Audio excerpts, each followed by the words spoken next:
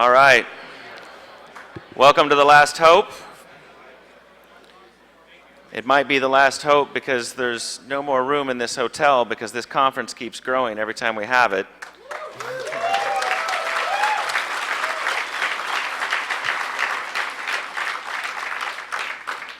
I want to thank you all for supporting this community, 2600 Magazine, and coming this weekend to share knowledge.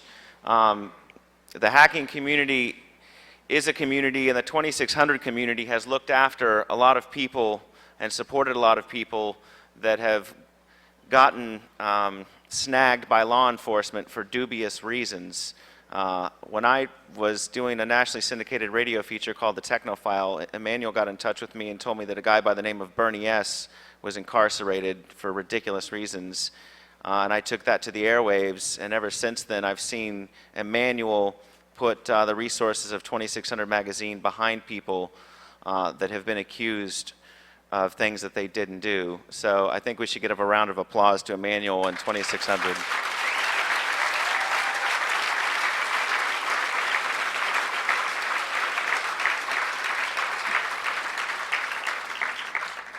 Two years ago, we had a bit of an incident at the Hope Conference right before this next gentleman was going to give a discussion. Some federal agents arrived and snagged him and took him away, and all charges were dropped very quickly afterwards. But it does show you that people are paying attention to this community, and Stephen was going to be giving a discussion.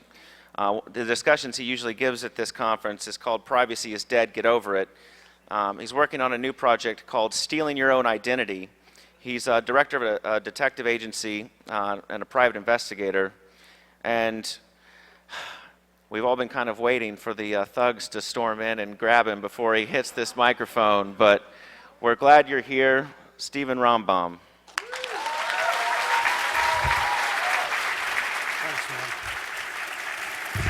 Is this working?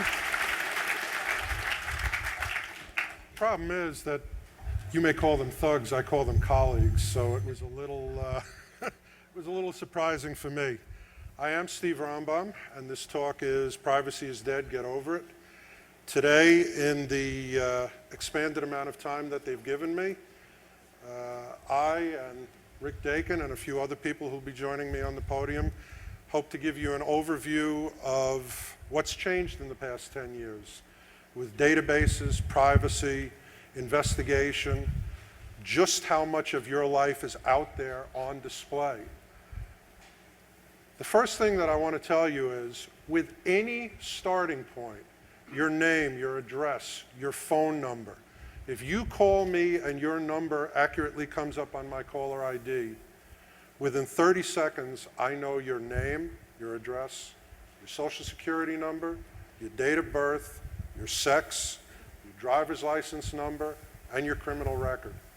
Given about 5 minutes, I know a lot more. Marriage and divorce, employment, corporations, property, lawsuits, your photo. Everything today is now available if you know where to look.